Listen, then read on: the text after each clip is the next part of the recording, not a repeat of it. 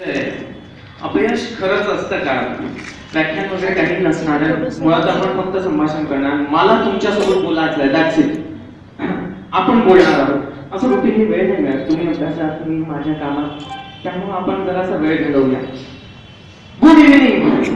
Good evening. मागे आवाज नाही येत का माझा? पुन्हा एकदा मी म्हणतोय, गुड इव्हिनिंग. थँक्यू. माझी पण इव्हिनिंग गुड केली. धन्यवाद. माझ्या ते वे बॅक अराउंड 2003 ला वगैरे असं होतं की माझ्या कॉलेजमध्ये मी लिहून द्यायचो काही मी काही मॅगझिन्स वगैरे छापले ना, तर त्यात माझ्या ENT सर्जननी असं म्हटलं, HOD होते, त्यांनी असं म्हटलं की बरं एक ना आपल्या स्टुडंटसाठी, आजकालची या जनरेशन तुमच्या बॅच सारखी येत नाहीये, तू एक लेक्चर दे आणि त्यांना सांग की अभ्यास कसा करायचा वगैरे वगैरे. म्हटलं ठीक आहे, गुड. आजपर्यंत फक्त लिहून देत होतो, एक वेळ बोलायला काय जमेलच. तर लिहून द्यायचो स्पीचेस वगैरे लोकांना, तर लोक रटून जायचे, छान बोलायचे. पण त्यावेळेस पहिल्यांदा मी बोलणार होतो, तर छान रटून राहिलेला. आता माझी स्पीच आहे, त्याच्या आधी मी बाथरूममध्ये गेलो, ॲज युजल म्हटलं चलो फिर से रटते हैं, याद करते हैं, ना चाललं. तिकडं मुलगी आली बाथरूममध्ये, कशी काय आली बा, म्हणजे जेंट्स टॉयलेटमध्ये मुलगी कशी काय आली? पण ठीक आहे म्हणजे झालं आपल्याला काय. तर सर तुम्ही पराग सर ना म्हणे? मी म्हटलं हो सर, तुम्ही स्ट्रेस्ड आहे. म्हटलं नाही, मी मुळीच स्ट्रेस्ड नाही. नाही सर, तुम्ही स्ट्रेस्ड आहे म्हणे. म्हटलं नाही मुळीच नाही, उलट मी तर आज तुम्हाला शिकवायला आलेला आहे. सर तुम्ही स्ट्रेस्ड नाही, तर लेडीज टॉयलेट मध्ये काय करता?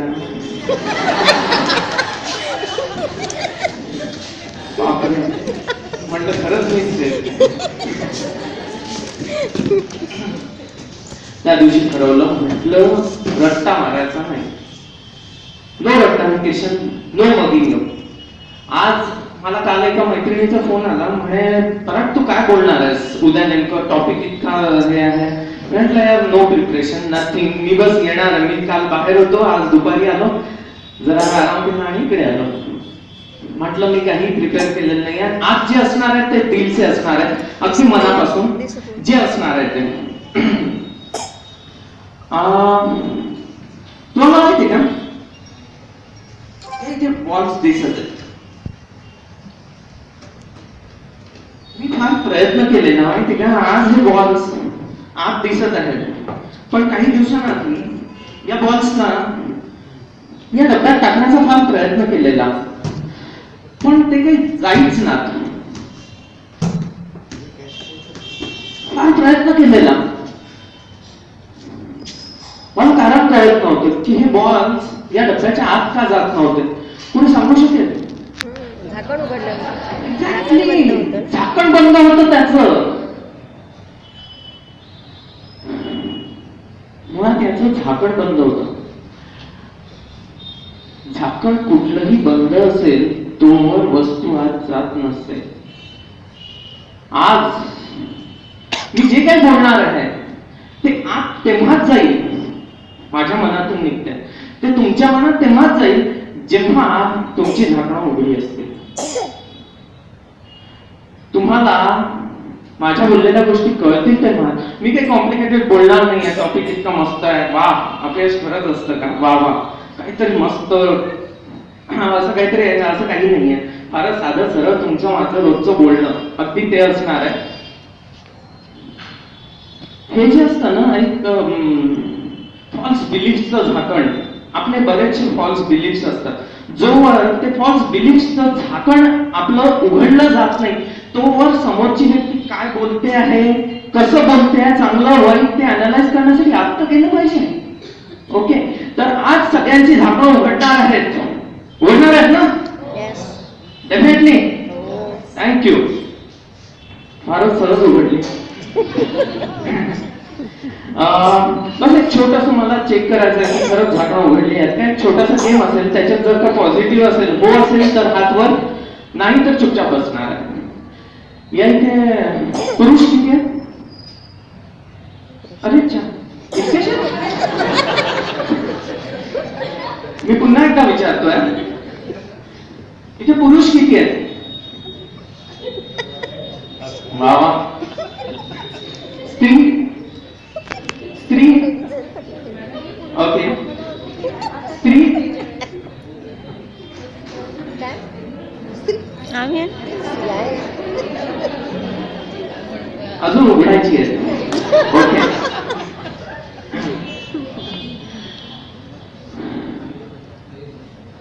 मला रोज सकाळी उठल्यानंतर असं फील येतं की मी फार यशस्वी आहे. यासाठी नाही की कोणीतरी मला सांगतं की तू यशस्वी आहेस, मला यासाठी वाटतं कारण मी यशस्वी आहे. माझी रात्र मस्तपैकी मी झोपून घालवलेली आहे. सकाळी मला फ्रेश वाटतंय, हे माझं यश आहे. मी तुम्हाला एक लिस्ट देऊ शकतो तुमच्या दिवसभरातल्या यशांची. ती लिस्ट द्यायला गेलं ना तर रात्री सायंकाळ रात्रीच जाईल आणि रात्र सकाळी उलटेल, पण ती लिस्ट संपणार नाही. आज तुम्ही सार्वजनिक वाचनालयात कुठेही गाडी न ठोकता पोहोचलेले आहात, हेही तुमचं यश आहे. एका फॉरेनरला म्हटलं, अरे भंडाऱ्यात गाडी चालव, दुसऱ्या दिवशी त्याची आई म्हणेल, अरे मी याला सांगितलं होतं की रेड सिग्नलवर गाडी नको थांबवू, पण या मूर्खाने गाडी थांबवली आणि मागून बसवाला उडवून गेला. तर हे त्याचं इथलं फेल्युअर आहे, पण हे आपलं यश आहे. हे जाणणं गरजेचं आहे की यश नेमकं कशात आहे. छोट्या मोठ्या साऱ्या गोष्टींमध्ये यश बेसिकली हे एक फील आहे. जसं भीती ही एक फील असते, तसं यश हे फील आहे जे आतून आपल्याला आपलं फील करायचं असतं. वे बॅक 1936 मध्ये वगैरे एक प्राणी होता कॅरोलिन नावाचा. तर हंगेरियन फौजेत, ओके, सार्जंट होता, साधी पोस्ट. पण त्या प्राण्याने लहानपणापासून म्हणजे वयाच्या 18 वर्षापासून पिस्टल शूटिंगची प्रॅक्टिस केलेली. असं म्हणण्यात येतं की तो आजपर्यंतचा झालेला बेस्ट पिस्टल शूटर होता.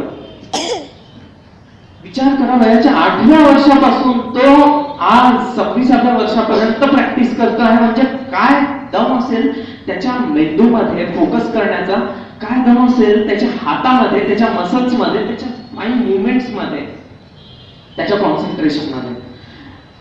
तो 1936 ला हंगेरीच्या सर्व नॅशनल चॅम्पियनशिप्स जिंकलेला होता.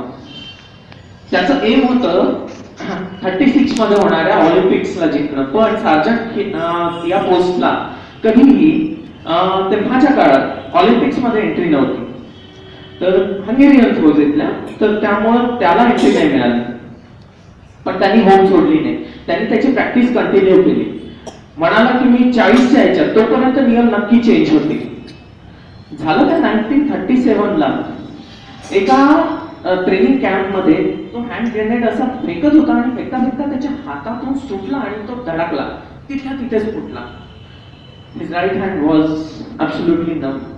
तो निकामी झालेला होता, तो या हाताने काहीच करू शकत नव्हता. सगळ्यांनी म्हटलं की याचं करिअर संपलं, तो थांबलाय.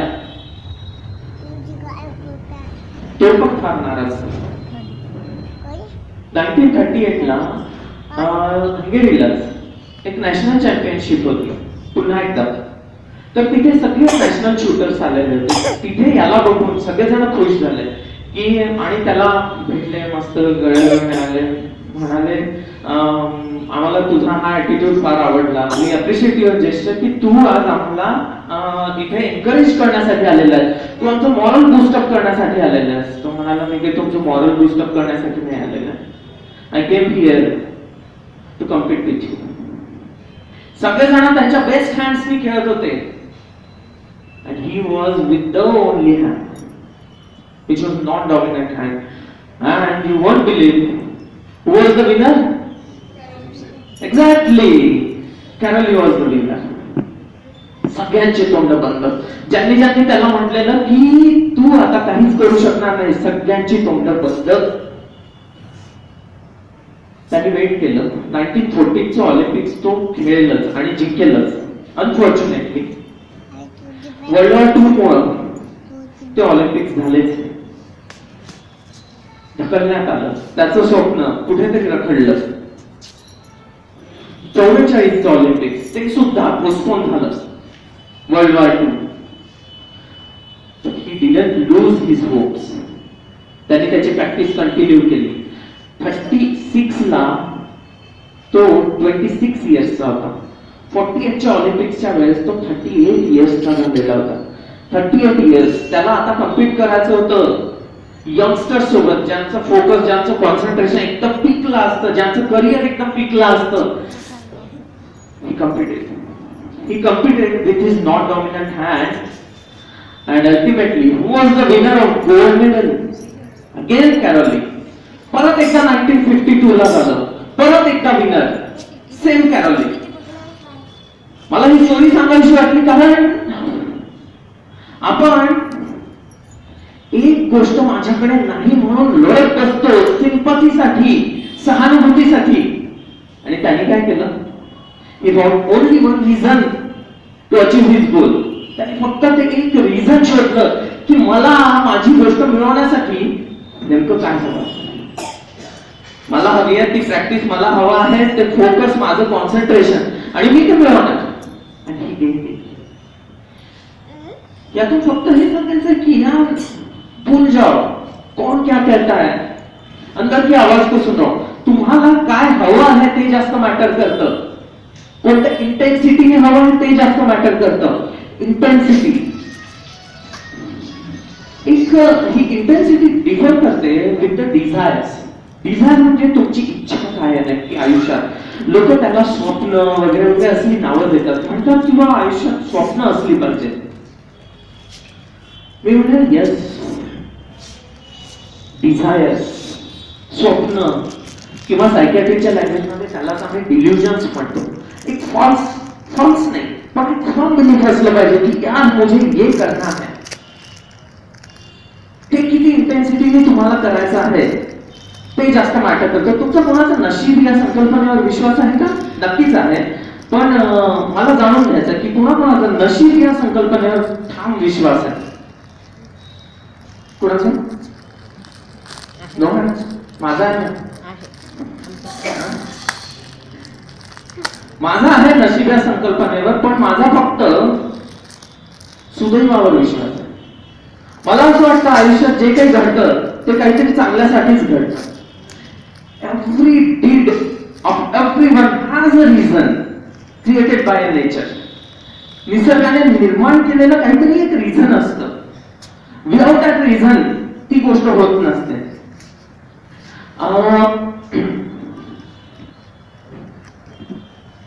तुम्हाला ते हत्तीची कहाणी माहिती का?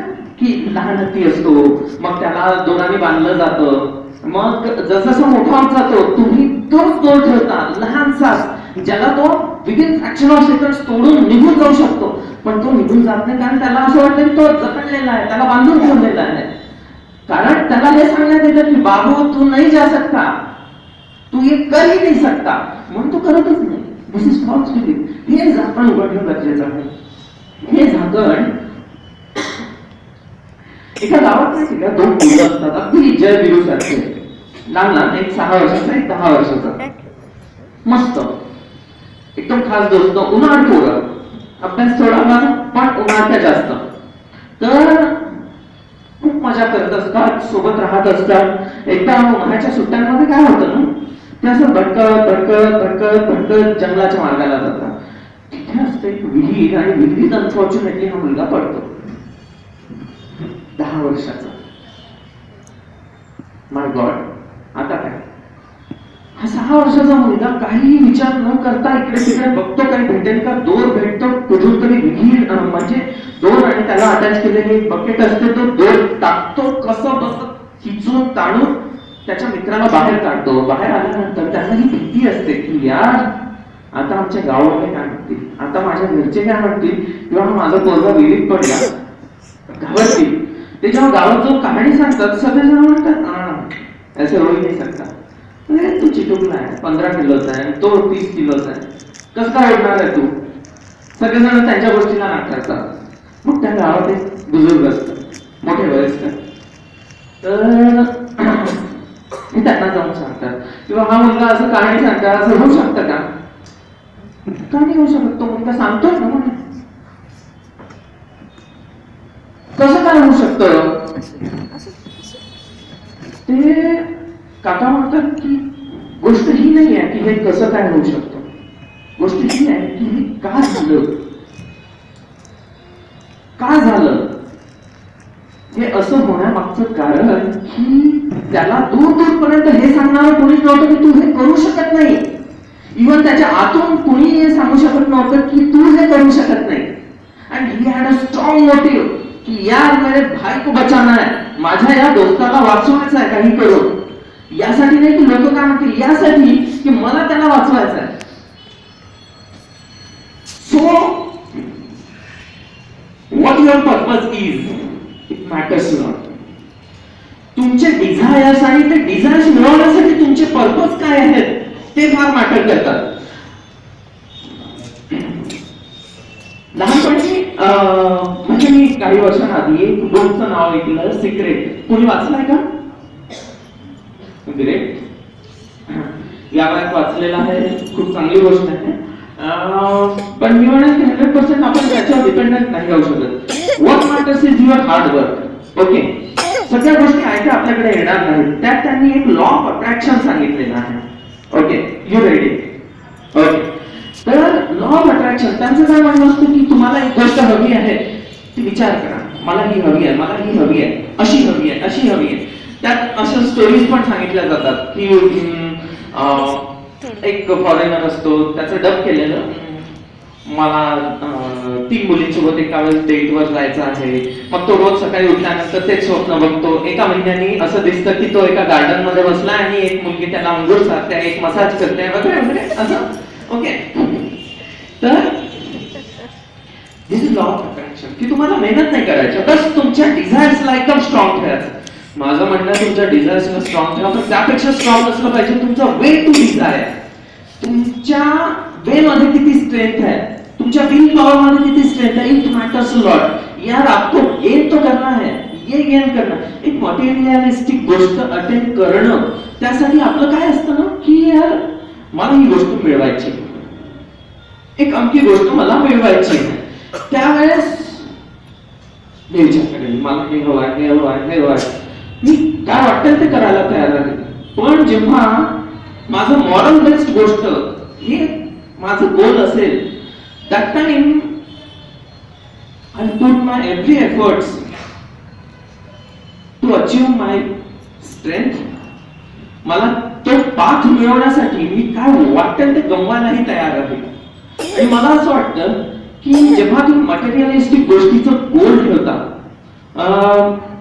2 मुलं असतात, दोघांनी ना जवळपास 14-15 वर्षात, दोघांना त्यावेळेस माहित होतं की यार BMW नावाची कार आहे. एक हुशार असतो, त्याला किंमत माहित असते, म्हणजे 35-36 लाखाची आहे. चला म्हणजे आपण मोठं झाल्यावर कार घेऊ. दोघांनी एम ठेवलं. 10वी होतं आणि एक मुलगा जो आहे, पहिला मुलगा, तो मोठ्या शहरात शिकायला जातो आणि मग लहान मुलगा जो आहे, दुसरा मुलगा, हा त्याच्याच गावी राहतो. गावी म्हणजे टाउन प्लेस असतो. तर दोघांचे एम्स, त्यावेळेस त्यांनी सिक्रेट बुक वाचलेलं असतं. तर लॉ ऑफ अट्रॅक्शन, त्याचं एम फिक्स असतं की मला BMW घ्यायचीच आहे. पार्ट 1 त्याला घ्यायचीच असते. पार्ट 2 सोबत काय होतं ना की जसजसं म्हणजे काही महिने जातात, त्याचा एक जवळचा मित्र असतो, त्याच्या आईचा ऍक्सिडेंट होतो. ओके, आणि तिला हॉस्पिटल मधून नागपूरला मोठ्या शहरात रेफर केलं जातं. आणि by the time she reaches सांगितलं जातं की शी is no more.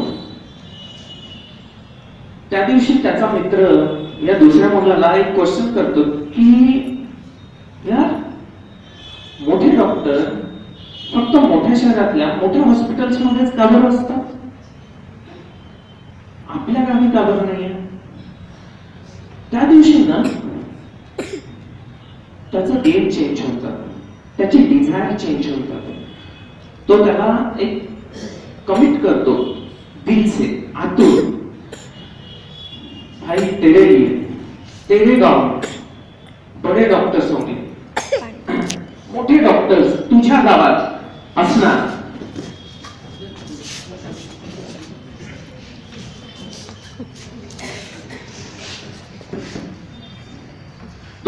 Desires change होऊन जातात. तो फक्त BMW साठी आता रन करत असतो आणि हा रन करत असतो त्याच्या नॉलेजसाठी. नॉलेज गेन करतो, हा डॉक्टर होतो, डॉक्टर झाल्यानंतर एक स्पेशालिटी मध्ये अचीव करतो आणि तो शेवटी त्याच्या गावात येतो. तो त्याच्या गावात त्याच्या पद्धतीने त्याच्या लोकांना सेवा देतो, सॅटिस्फाईड लाईफ जगत असतो. आता या दोन मधला डिफरन्स काय आहे माहिती का? जर का पार्ट 1 ला BMW मिळाली तर ही विल बी हॅपी, पण ती मिळाल्यानंतर त्याला आयुष्यभर हीच भीती राहील की माझ्या गाडीला कोणी स्क्रॅच तर करत नाही, माझी गाडी कोण ठोकत तर नाही, किंवा माझी गाडी कोणी घेऊन तर जाणार नाही, कुणाची धाड तर पडणार नाही, सो अँड सो बऱ्याच गोष्टी. पार्ट 1 ला पार्ट 2 ला त्या हिरोला गाडी मिळाली काय नाही मिळाली काय फरक नाही, कारण त्याचे एम्सच आता मटेरियलिस्टिक राहिले. He is very satisfied. He has dedicated his life to his place, to his people. यातून फक्त हे सांगायचं आहे की डिझायर्स ज्या असतात त्यांना आपण जितकं मटेरियलिस्टिक ठेवू त्यांचं तुटण्याचं तितका चान्स असतो. आता हे आपल्यावर डिपेंड करतं की आपल्या गोष्टींना आपण तुटू द्यायचं, तोडायचं की जुळवत जायचं, आयुष्यभर सॅटिस्फॅक्शन मिळवायचं. 1990 म्हणजे डिसेंबर 1989 इंडिया वर्सेस पाकिस्तानची टेस्ट मॅच चाललेली होती सियालकोटची. असं म्हटलं जातं एक्सपर्ट कडून की ती पिच आजवरची सर्वात फास्ट पिच होती. इम्रान खाननी तिथल्या पिच बनवणाऱ्या त्या माणसाला धमकी दिलेली होती की यहाँ से एक भी घास उठाई ना तो तेरी गर्दन काट दूंगा, या भाषेत त्याला सांगितलेलं असतं. ती पिच वसीम अक्रम सारखा जो स्विंग बॉलर आहे त्याच्या 150च्या स्पीडनी जात असतात बॉल्स. त्यांच्या शेवटचा दिवस असतो, टेस्ट मॅच वाचवायची असते. इंडियाचे हाल 22 वर 4 विकेट. रवी शास्त्री, श्रीकांत, एक्सरकर, अझरुद्दीन सगळे टोप लोक केलेले असतात. सिद्धू उरलेला असतो आणि तिकडून 16 वर्षाचा पोरगा हळूहळू चालत येत असतो. वकार युनिस, वसीम अक्रम, इम्रान खान यांचे करून जाणारे बॉल्स. नवजोत सिंग सिद्धूचं जस्ट लग्न झालेलं असतं, त्याला त्याची वेगळीच भीती की माझी बायको काय म्हणेल छातीवरच्या गाणं बघून. पण ठीक आहे, तो म्हणतो थोडं कसं बसं मी झेलून घेईल. पण या पोराचं काय, त्यावेळेसचे हेल्मेटही असे होते की त्याला रिंग्स नसायचे, प्रॉपर गार्ड्स नसायचे. कसे बसे खेळत होते म्हणजे हा तर जीव वाचवूनच खेळत होता.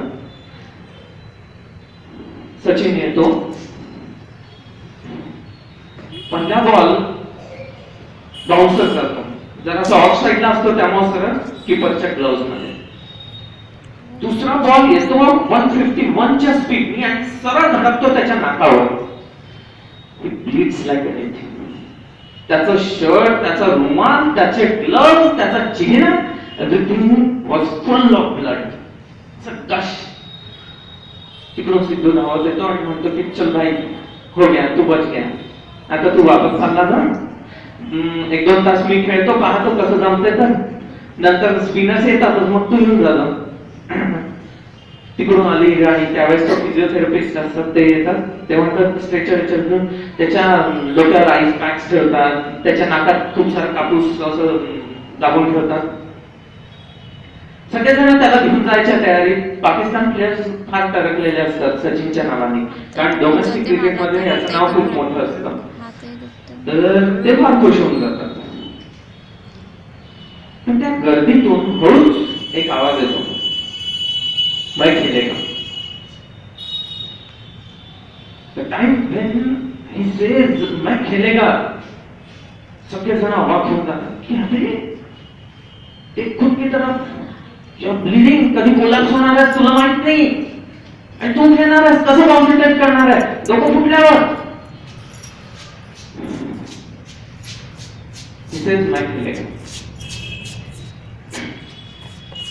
रेडी होतो, सगळ्यांना वापस पाठवतो. स्ट्रेचर नाकात एका साईडला खूप कापूस कोंबून ठेवतो, ब्लीडिंग थांबेल जेव्हा थांबायचं.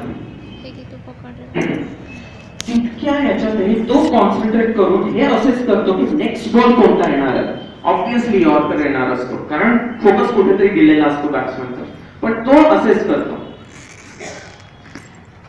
आणि ऍज एक्सपेक्टेड यॉर्कर येतो. तो 1 फूट मागे सरकलेला असतो अँटिसिपेट करून.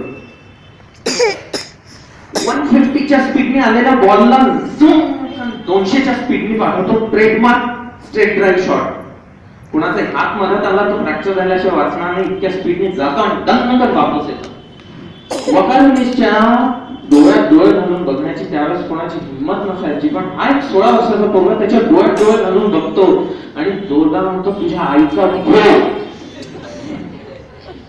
नवजोत सिंग सिद्धूला कधी कळत नाही मराठी, पण ही वॉज इम्प्रेस की 16 वर्षाचा पोरगा याला शिव्या देऊन जातो. That was the day when a star was born. त्या दिवशी जगात सगळ्या लोकांना त्या 16 वर्षाच्या पोराबद्दल सिंपथी असते. सगळेजण म्हणत असतात की हा असला खेळ व्हायलाच नको, लहान लहानच्या पोरांना खेळूच नको द्यायला, डोकं तुटतील, जीव जाईल. फक्त एकाला त्याच्याबद्दल सिंपथी नसते आणि तो असतो तो स्वतः. जगात सिंपथी देणं आणि घेणं ह्या सर्वात वाईट गोष्टी आहेत असं मला वाटतं. तुम्हाला मागे सारणाऱ्या गोष्टी आहेत देणाऱ्यालाही आणि घेणाऱ्यालाही. त्यामुळं सहानुभूती नको, गोष्टीचे परमनंट सोल्युशन शोधा. प्रॉब्लेम्स नेमके कुठे आहेत ते शोधा. डिझायर सांगितलं ना, सचिनला त्या दिवशी मॅच वाचवायची होती. You won't believe he was 57 not out त्या पिचवर त्या बॉलिंगच्या अगेन्स्ट, आणि इतका स्ट्राईक रेट त्याच्या आयुष्यात कधीच नसेल. काहीतरी 230 बॉलात 57 रन वगैरे नॉट आउट, आणि ही सेव्ह दॅट टेस्ट मॅच. सिद्धूचे माझ्याकडे काहीतरी 97 रन्स होते, but for his strong will power त्याला मॅन ऑफ द मॅच देण्यात आलं. बहुत बड़ी बात थी. लोगों ने भी इस बात को अप्रिशिएट किया आणि त्याचं म्हणणं आहे की त्याच्या आयुष्यातली सर्वात मोठी इनिंग होती. आपल्याला बरेचदा वाटतं की आपण काय करतोय आयुष्यात, काय चाललंय, मी खरंच जे करतो आहे, जे होत आहे ते बरोबर चाललंय, मी फ्रस्ट्रेटेड आहे बेसिकली, असं बरेचदा वाटतं आपल्याला की मी पुढे नाही जात आहे, मागे नाही पण मी स्टेडी आहे. असं प्रश्न येतो बरेचदा आपल्याला की मी हरतोय, की माझं कुठेतरी अपयश आहे, बरेचदा वाटतं. आणि मला असं वाटतं की हे प्रत्येकाला वाटतं, पण हे फिलिंग आहे. जशी भीती असते, जसं भूत आहे, तसं हे एक फील आहे. कुणी धोनी अँड अनटोल्ड स्टोरी हा मूवी बघितलाय का? कुणी बघितलाय यार? हो किंवा नाही? अच्छा, हात वर. Okay, thank you.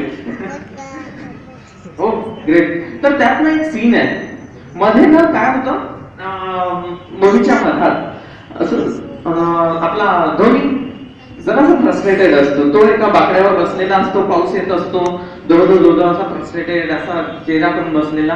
तर तो जो त्याचा रेल्वेचा चीफ असतो तो येतो आणि म्हणतो काय रे बाबा धोनी, काय झालं रे?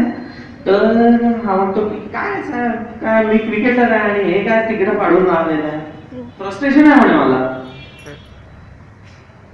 म्हणे तू क्रिकेट खेळतोस, बॉलर वेगवेगळे बॉल टाकतो, तो ते बॉल नाही टाकत जे तू खेळू शकतोस, तो तेच बॉल टाकण्याचा प्रयत्न करतो जे तू नाही खेळू शकणार. कधी बाउन्सर्स टाकतो, कधी यॉर्कर टाकतो, आणि तू त्या पद्धतीने खेळतो. गिल्ल्या उडाल्या की तू आउट, कॅच गेली की तू आउट, मग ते तुझं केलं. पण जोवर तुझ्या दांड्या उडत नाही तोपर्यंत तू पिचवर असेल. मला कुठेतरी हे पटलं नाही. मला असं वाटलं की यार आयुष्य हे एक्झॅक्टली असं आहे का? माझे कन्सेप्ट थोडेसे वेगळे आहेत. मला असं वाटतं की प्रत्येक जण तुमच्या मधला तुम्ही सगळेजण आणि मी सुद्धा एका अशा ग्राउंडवर खेळतो आहे ज्याच्यात पिचवर तुम्ही बॅट्समन आहे, कन्सिस्टंट तुम्ही बॅटिंग करणार आहे. तुमच्या मागे ना कुठलं विकेट आहे, ना मागे विकेट कीपर आहे, ना आजूबाजूला कोणी फिल्डर आहे जो कॅच घेणार आहे. Life is a bowler. आणि बघणारे प्रेक्षक ऑडियन्स आहे. पहिला बॉल टाकला जातो, छान असतो, सुसाट येतो, मिस होतं. लोक म्हणतात ओ, कारण बघणाऱ्यांना प्रत्येकाला ना प्रत्येक बॉलवर हिट लागत असते, प्रत्येक बॉलवर 4 or 6 लागत असते. दुसरा बॉल येतो, बाउन्सर, तो हुक नाही मागत. तिसरा बॉल सुद्धा मिस होतो. आता मात्र लोकांचं सुरू होऊन जातं बॅट्समॅनच्या नावाने हाय हाय हाय हाय. इथे बॅटिंग करणाऱ्याला वाटतं की मी फेल होतोय, हे माझं फ्रस्ट्रेशन आहे. तो ना त्या रागात नेक्स्ट बॉल बॅट जोरदार पकडून मारण्याचा प्रयत्न करतो आणि पुन्हा एकदा मिस करतो. आता मात्र त्याला स्वतःचा राग यायला लागतो. 5व्या बॉलवर तो जोरदार बॅट पकडून तो मैं मारूंगा नाही, परत एकदा मिस करतो आणि लोकांचा तो तिकडे रागा तो वेगळाच. असं झालं ना की मला असं वाटतं की डोळे बंद करून शांतपणे विचार करण्याची गरज असते की नेमकं चाललं काय आहे आणि मी नेमकं करत काय.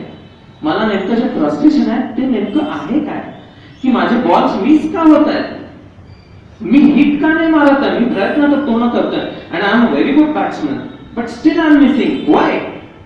हा एक प्रश्न करण्याची गरज असते. जेव्हा मला कळतं की यार मेरा फ्रस्ट्रेशन ये है कि यहाँ पे लोग मुझे देख रहे हैं और वो मुझे समझ रहे हैं कि मैं फेलियर हूं, म्हणून मला माझा राग येतोय. यामुळे नाही की माझे बॉल्स मिस होत आहेत, मी तर फोकसच नाही करू शकत आहे. नेक्स्ट बॉल शून्य होऊन जातं, कान बंद, मी फक्त बॉलवर फोकस करतो. तो प्रयत्न करतो बॉलवर टाकण्याचा, लाईक पूर्ण प्रयत्न असतो की मी आता किती फास्ट टाकू शकेल इतका फास्ट मी टाकणार आहे. टाकतोय, मी चार्ज करून मारतो आणि 6 जातो. पूर्ण 5 बॉलची कसर एका बॉलात काढतो. पण हे तेव्हा होऊ शकतं जेव्हा तुम्ही तुमचे प्रॉब्लेम जाणून घ्या, जेव्हा तुम्ही नेमकं एक सुंदर वाक्य ऐकलेलं, सबसे बड़ा रोग क्या करेंगे लोग, लोक काय म्हणतील, सर्वात मोठा आजार आहे यार, मी हे करेल, मी आज हे घालून जाऊ का, नाही नाही नाही, लोक काय म्हणतील. म्हणजे मी मध्ये काय आता ऑलमोस्ट 2-3-4 वर्षांआधी मी घरी म्हटलं की यार मी सायकल घेतो. सायकल डॉक्टर झाला तू, सायकल काय घेतो, लोक काय म्हणतील यार ही सायकल माझ्यासाठी घेतोय. सबसे बड़ा रोग क्या कहेंगे यार. लोकांचा हा एक थॉट जर का आपण बाजूला ठेवला ना, मला असं वाटतं की मॅक्झिमम प्रॉब्लेम्स तिथल्या तिथे सॉल्व्ह होऊन जाते. बेसिक प्रॉब्लेम कळायला लागेल आपल्याला की यार यहाँ पे छुपा है मेरा प्रॉब्लम और मुझे ऐसे सॉल्व करना है इसे. गांधीजींनी सांगितलेलं आठवतं का, बुरा मत करो, बुरा मत सुनो, बुरा मत देखो. काय असतं माहिती का, एक थोडासा प्रॉब्लेम असा आहे की एक छोटासा गेम खेळूया. सगळेजण प्लीज डोळे बंद करतील का please. Sir hello sir, sir सगळेजण डोळे बंद करतील का प्लीज. जस्ट 2 मिनिटं नाही, 30 सेकंदांसाठी सगळ्यांसाठी आहे, सगळ्यांमध्ये सगळेच जण आहेत. कुणीही डोळ्यासमोर आपल्या आईचा चेहरा आणू नका. कुणीही आपल्या डोळ्यासमोर आईचा चेहरा मुळीच आणू नका. फोटो सुद्धा नाही, तिच्या असलेल्या हरकती सुद्धा आणू नका. आता डोळे उघडा. मला एक गोष्ट सांगा, किती जणांच्या डोळ्यात पुढे बाबांचा चेहरा आता?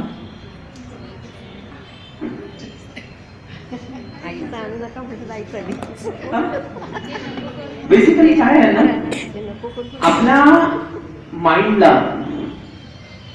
एक सवय आहे, और माइंड थिंक्स इन इमेजेस. जर का मी आता म्हटलं की टेररिस्ट, तर तुमच्या समोर काय येतं, कुणीतरी गन घेऊन कुणीतरी असं ओसामा येईल किंवा कसा घेईल. हा जर का मी म्हटलं ABCD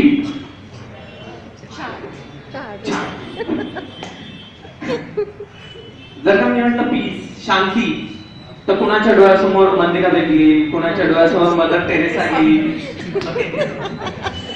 तर आपल्या माइंडला ही एक सवय असते की mind thinks in images, mind doesn't think in words. Okay.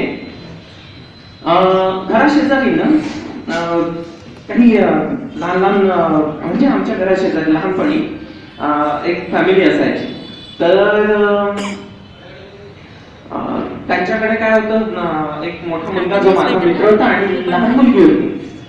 तर याला सवय होती एखादी कानाखाली लावून द्यायचं, काही चुकीच झालं की लावून दिली. पण त्या मुलीला त्यापेक्षा चांगली सवय होती, ते बाबा आले की ही एक मारल्याचं 10 मार लावून सांगायचे. बाबांचं मग घेऊन बसायचं. बाबा एक तर फ्रस्ट्रेटेड, ऑफिस मधून आलेले थकले बागले, मग काय कसं आहे हे आहे ते आहे ते आहे ते आहे झालं. पण त्यापेक्षा मजा तेव्हा यायची जेव्हा त्याची आई त्याला वाचवायला यायची.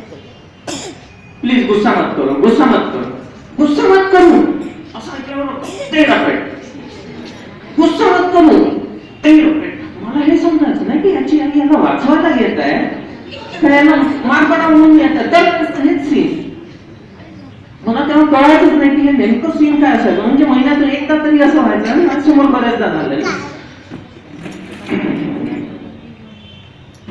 मग तेव्हा कळलं की आपला माइंड जे आहे ते इमेजेस मध्ये विचार करतात.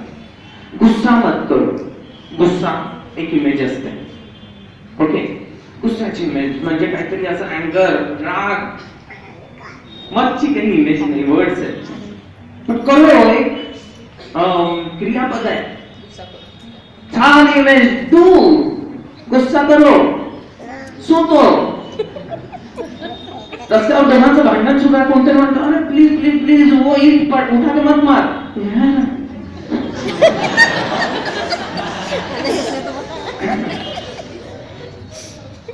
होतं काय नेमकं की आपलं माइंड म्हणजे तुम्ही प्रत्येकाने हे एक्सपिरियन्स केलेलं आहे की जेव्हा तुम्ही जराशा त्रागात आहात आणि कोणतरी म्हणतं की अरे प्लीज गुस्सा मत करो, असं नाही गुस्सा मत करो, तर त्यावेळेस ना आपला राग द्विगुणित होऊन जातो. असं छान असं असं हर्षोल्लासाने अगदी भरभरून येऊन जात. तर मला असं वाटतं with due respect to Gandhiji, मी असं नाही म्हणणार की त्यांनी काहीही चुकीचं म्हटलेलं आहे, पण मी म्हणेन की मला त्यात थोडंसं मॉडिफिकेशन हवं आपल्या सर्वांसाठी, माझ्यासाठी. बुरा मत करो फिर क्या करे, अच्छा करो. बुरा मत सुनो, क्या करे, अच्छा सुनो. यार यार एका मुलाने हाफ मर्डर केला म्हणे. हाफ मर्डर ओके काय असतं मला माहित नाही, पण हाफ मर्डर केला म्हणे. या त्या हाफ मर्डरच्या मागचं मोटिव्ह हे होतं की हा गुंड प्रवृत्तीचा होता, अभ्यासात मागे असलेला पोरगा होता, पण या मुलांनी एका मुलीला छेडणाऱ्या पोरांना मारलं. यार अच्छा देखो उसने उस लड़की को बचाया, हे कोणीच म्हणत नाही आहे. आणि म्हणतात अरे या पोराने हाफ मर्डर केला, हाफ मर्डर. तर अच्छा देखो, अच्छा सुनो, अच्छा करो. हमने देखा है आतापर्यंत आपण बघितलंय की अच्छे डिजायर्स, एक तो डिजायर हमें अच्छे से प्लानिंग करना है, अच्छा सुनना है, लोगों की तरफ प्रीफरेबली ध्यान देना है, उसकी तरफ थोड़ा सा आपल्याला असेस करायचं आहे. प्रत्येक गोष्टीला एक प्रश्न असला पाहिजे की मी हे करतोय तर का करतोय, हे असं होत आहे तर का होत आहे. सगळेजण जर का म्हणतील की यार हे असंच होत असतं, म्हणजे नाही का पहिली झाली की दुसरी, दुसरी झाली की तिसरी, म्हणून मी चौथीत आहे. ओके नहीं, क्यों, क्योंकि मुझे पढ़ना है. Answer should be there. तुम्हाला माहिती का what is the difference between ordinary people and extraordinary people? Extraordinary people have extra questions ज्याचे ते आन्सर शोधतात. आणि त्यामुळे ते सक्सेसफुल होतात. Online people have more answers probably than questions. मी म्हणेल की तुम्ही स्वतःला क्वेश्चन्स विचारा की वाय. जेव्हा तुम्हाला प्रत्येक गोष्टीच्या व्हायचा आन्सर मिळेल. एक लहानसं पोरगं असतं, एक ना कधी सिटी बसने वगैरे गेलेले हो हो हो यार, ठीक आहे. तो एकदम धो पाऊस येत असतो, मस्त सिटी बसचं स्टँड असतं रस्त्यात ना, तर तिथे पाऊस येतोय. मग मी पण बाईक घेऊन थांबून जातो. तिथे वेगवेगळे लोक असतात. एक कपल असतं, त्याची बाई शिव्या मारत असते की मी सांगितलंच होतं तुम्हाला की कारच घेऊन जाऊ आपण. मला माहिती होतं पाऊस येणार आहे. बायांना सगळं असतं माहित असतं. तर सिरियसली पेमेंट्स नो एव्हरीथिंग. तर मी सांगितलं होतं तुम्हाला की पाऊस येणार आहे, कारच घेऊन जाऊ. पण माझ्या गावाकडे जायचं होतं ना, कशी घेणार वगैरे वगैरे. एक मुलगा तर फारच फोकस्ड असतो, म्हणजे तो फारच बिझी असतो. तो त्याच्या खिशातली 100ची नोट अशी जी ओली झालेली तिला असं मारून मारून मारून मारून वाढवण्याचा प्रयत्न करत असतो. समोरून एक 30-35 वर्षातला माणूस येत असतो. एक छोट्या मुलीचा हात हातात असतो, छत्री असते. दोघे जणांच्या डोक्यावर पाऊस नसतो पडत. पण ती मुलगी काय करत असते, ती मुलगी असा हात बाहेर काढून पाणी जमा करत असते पावसाचं आणि हळूच पिऊन घेतात. तिची ही प्रोसेस कंटिन्युअस सुरू असते. ती तिच्या पप्पांना विचारते की बाबा, हा पाऊस रोज का नाही येत?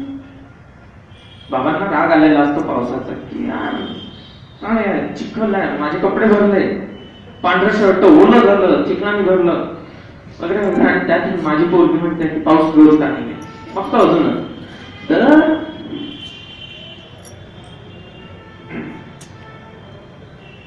ते म्हणतात हा बेटा येईल रोज. सॅटिस्फाईड नाही होत. ती पुन्हा एकदा विचारते की बाबा पाऊस रोज का नाही येतो? मला असं वाटतं तिला तर त्यावेळेस उत्तर नाही मिळालं, पण मला बऱ्याच गोष्टींचं उत्तर त्यावेळेस मिळून गेलं की look at her innocence, look at her open mind. ती काय विचार करते आहे, ती त्यावेळेस विचार करते एवढ्या वयात की का हा पाऊस रोज का नाही येत आहे, ज्याला मी आज एन्जॉय करते आहे, हा पाऊस रोज का नाही येत आहे. एक्झॅक्टली तसंच माहितीये का आपल्या साड्यांवर निसर्ग म्हणा किंवा एक कोणी म्हणतं की देव ही संकल्पना असते, कोणी गणपती बाप्पा म्हणतं, कोणी दुर्गादेवी म्हणतं, कोणी जीजस म्हणतं. तर या सर्व संकल्पनांचं एकरूप करून मी निसर्ग म्हणतो. ह्या निसर्गानं साऱ्यांवर एकसारखी एनर्जी पावसासारखी पाठवत असते. थेंबाथेंबाने सगळ्यांवर पडत असते. डिपेंड करतं की तुम्ही ती एनर्जी घेता कसं. त्या लहानच्या मुलीसारखं असा हात ठेवून पिता की असं ठेवून तुम्ही त्या एनर्जी पासून दूर पडता. Everyone is gifted with that extraordinary energy, extraordinary power. पण तुम्ही तिला कसं युटिलाइज करता हे तुमच्या माझ्यावर डिपेंड करतं. Not on God, not on your luck or any dam. त्यामुळं ही गोष्ट आपण कशी युटिलाइज करतोय त्यावर जास्त भर दिला पाहिजे.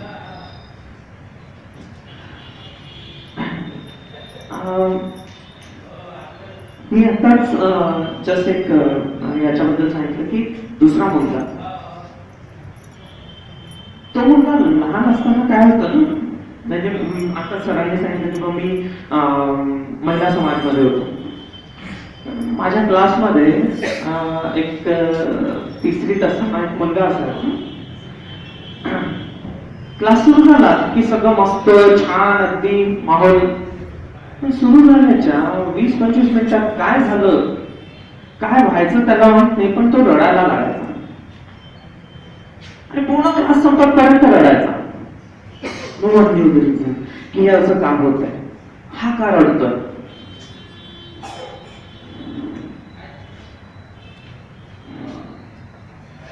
बराच प्रयत्न केला टीचरनी, महिनाच जातो, त्याचे मार्क्स जराशे कमी होत जातात. मग शेवटी न राहून टीचर कंप्लेंट करते त्याच्या बाबांना.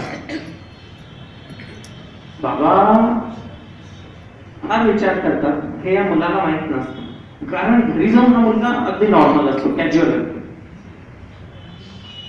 बाबा घरी आल्यानंतर त्यासाठी छान त्याला आवडणारं स्वीट वगैरे घेऊन येतात. मग विचारतात की दादा काय रे बा, असं का होतंय की तू जरा वेळात रडायला लागतोस किंवा असं काय होतं. मग तो बोलतो की म्हणे माझी लिहायची स्पीड कमी आहे. आणि पूर्वी कसं व्हायचं ना की ब्लॅकबोर्ड्स असायचे, आता लिहायचा कार्यक्रम नसतो, तर 2 ब्लॅकबोर्ड्स. टीचर एका साईडला लिहून द्यायच्या, मग दुसऱ्या साईडला लिहायच्या, मग या साईडला लिहून हे पुसून पुन्हा लिहायच्या. या पोराचं हे संपायचंच, तर इकडचं लिहिणं पुन्हा सुरू. तर त्या चक्करमध्ये याला फ्रस्ट्रेशन यायचं, याची स्पीड फार कमी होती.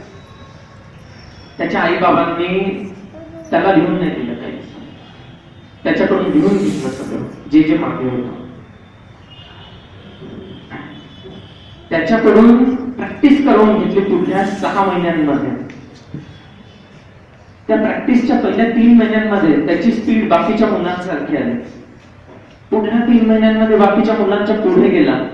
पुढल्या 3 महिन्यांमध्ये टीचरच्या स्पीडने लिहायला लागला. हळूहळू अकॅडमिक परफॉर्मन्स इम्प्रूव्ह व्हायला लागला. त्याचा कॉन्फिडन्स बूस्टअप झाला. एक नॅशनल टॅलेंट सर्च एक्झाम वगैरे होती, तर त्यात तो भंडारा जिल्ह्यातून काहीतरी एकुलता एक पास झालेला होता त्या वर्षी. चांगलं वाटलं त्याला. फिजिक्स त्याचा आवडीचा विषय असायचा, त्यात त्याने माहोल केला. त्याने त्याच्या मित्राला काहीतरी कमिटमेंट केलेलं होतं. त्या कमिटमेंटला समोर ठेवून तो डॉक्टर होता, पुढे जाऊन पिडियाट्रिशियन होतो. आणि आज इथे गेल्या अर्ध्या तासापासून तुम्हाला पकवतोय.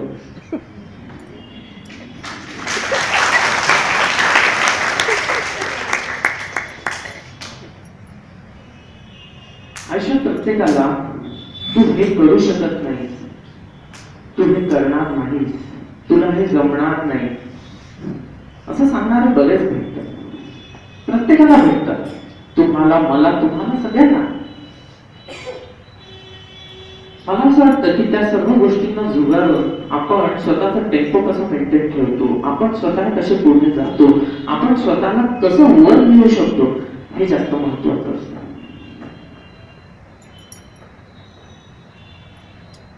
एक ना, आपण बऱ्याचदा शेतकऱ्यांच्या आत्महत्येबद्दल ऐकलेलं आहे. एका गावात एक कर्जबाजारी झाला, एकदम फ्रस्ट्रेटेड, पूर्ण शेत वाळून गेलेलं, काहीच पाणी नाही, काहीच नाही, एकदम फ्रस्ट्रेटेड. तो आता घेऊन येतो एक पेस्टिसाइड एका बॉटलला. त्याचा मुलगा असतो चोरचोरी, तो विचारतो की बाबा, नाही मुलगी विचारते लहान मुलगी की बाबा हे काय आहे. तो म्हणतो की कॉफ सिरप आहे, खोकल्याचं औषध, माझ्यासाठी, मला खोकला आहे. मुलगा चोरचोरीत असतो, त्याला कळतं नाही हे खोकल्याचं औषध. तो 10-12 वर्षाचा मुलगा बाबांसोबत बोलत नाही. त्याच्या लहान बहिणीला म्हणतो, छकुले तुला सांगू, मी पाऊस आणू शकतो. ते म्हणते, काय तू पाऊस आणू शकतो? हो, मी पाऊस आणू शकतो. मी खरा तुला पाऊस आणू शकतो. कसा रे?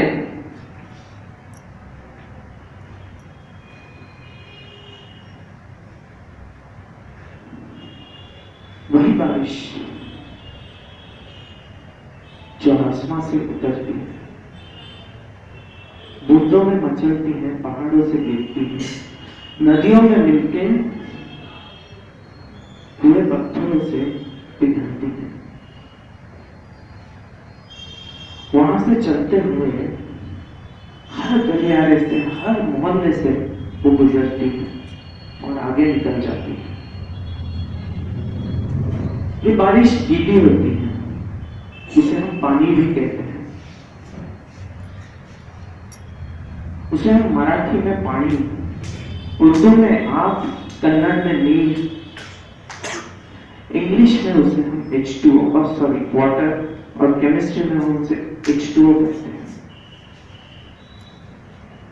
ये पानी जब आंखों से बहता है तो आंसू कहलाता है, जब चेहरे पे जाता है तो रुबाब बन जाता है। कभी कभी यही पानी सरकारी फाइलों में कुएं से चोरी हो जाता है। पानी पानी है, पानी जिंदगानी है। इसलिए मेरे दोस्त, जब रूह की नदी सूखी हो, दिमाग में लगी हो आग और दिल का हिलन पैसा हो, तो मैं गीली सी चीज पाणी की राय देता हूं। त्या लहान मुलाच्या तोंडून ऐकून वडिलांनी त्याला घट्ट मिठीत घेतलं.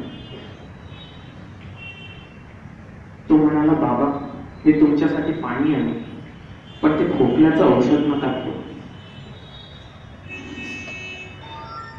त्यांनी आत्महत्या नाही केली. त्यांनी आत्महत्या नाही केली. बरेचदा माहिती का काय असतं, जेव्हा आपण हेल्पलेस असतो, जेव्हा आपल्या समोर अंधार असतो, जेव्हा आपल्याला कळत नाही की आपण नेमकं काय करावं, आपल्याला शून्य माझ्या मागे मी सगळीकडून बंद असते, मी बंद आहे अंधाऱ्या कोठडीत असल्यासारखं, त्यावेळेस मला असं वाटतं अगदी या लहान मुलासारखं एक आनंदाचं झाड लावण्याची गरज असते. उगाच तुम्हाला पतंग, उगाच तुम्हाला दोर लावून पतंगासारखं आकाशात उडण्याची गरज असते. त्या आकाशातल्या गार गार वातावरणाला अनुभवायची गरज असते. थोडासा वेळ द्यायचा असतो, थोडस स्वतःला धीर द्यायचा असतो.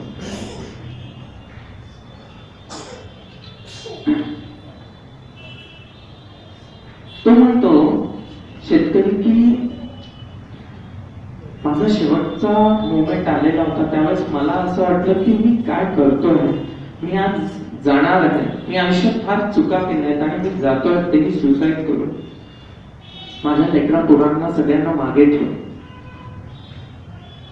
बऱ्याच जणांना जायच्या वेळेस हा एक थॉट असतो, एक असाच विचार आला की आज माझा शेवटचा मोमेंट आहे, त्यावेळेस मी काय फील करणार आहे. मजा आ गया, सही में मजा आ गया. क्या जिंदगी थी, क्या जिंदगी थी और ये क्या जिया मैं, वाह मजा आ गया. मी सुरुवातीला म्हटलं की माझ्या स्पीच नंतर मला काहीही नको आहे तुमच्याकडून, पण मला हवं आहे. मला तुम्हा सगळ्यांकडून एक कमिटमेंट हवा कि यार हम लोग किसी को प्रॉमिस करें ना करें, खुद को जरूर प्रॉमिस करेंगे, हम खुद को कमिट जरूर करेंगे. सलमान खान ने जसं म्हटलेलं आहे की एक बार मैंने कमिटमेंट कर दी तो मैं खुद की भी नहीं सुनता, असं वगैरे नाही. खरं खरं प्रॉमिस असेल तर अगदी खरं खरं जे करायचं आहे, जे मिळवायचं आहे, जे अचीव करायचं आहे, ते एका स्पेसिफिक एमला, गोलला ठेवायचं. एका स्पेसिफिक पाथला फॉलो करायचं, प्लान करायचा, अच्छा सुनो, अच्छा देखो, अच्छा करो. येस. मटेरियलिस्टिक गोल्स आपल्याला कुठेतरी मागेच खेचणार आहे. सबसे बड़ा रोग क्या कहेंगे लोग. आज आपलं सगळं मूल्य जराशे पैशावर अडकून आहे. बाप बडा ना भैया, सबसे बडा रुपया. हे कन्सेप्टला कुठेतरी दूर सारण्याची गरज आहे. पैसा पैसा पैसा पैसा. मला एक सांगा, आपण जेव्हा बाईक घेतो तर बाईक घेतल्यानंतर घरात काय फक्त पेट्रोल जमा करतो का, की घेतली बाईक, गेलं पेट्रोल पंपवर आणि आणलं पेट्रोल, गेलं पेट्रोल पंपवर आणि आलं पेट्रोल, घरभर फक्त पेट्रोलच पेट्रोल, असं कधी करतो का आपण. आयुष्य हे आनंदी राहण्यासाठी आहे, सुखी राहण्यासाठी, जगण्यासाठी आहे, साऱ्यांना आपल्यासोबत खुश ठेवण्यासाठी.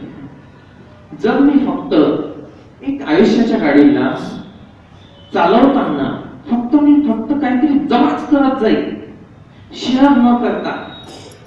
शेअर करा म्हणजे कोणाला पैसे देऊ नका. Give them morals, give them knowledge. त्यांना शिकवा तुमच्याजवळ काय आहे, त्यासाठी पहिले तुम्ही मिळवा.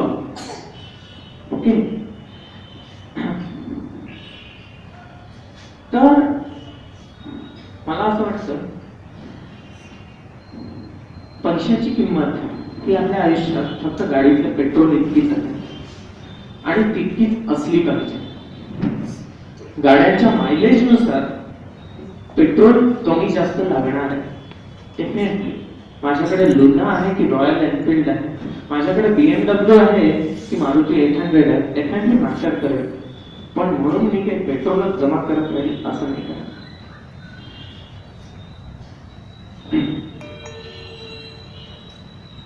माझं आजचं जे बोलणं होतं, यश अपयश इतक्या मोठ्या संकल्पनांवर, मला असं वाटतं की या सर्व संकल्पनांवर बोलण्या इतका मोठा अजून व्हायचा आहे.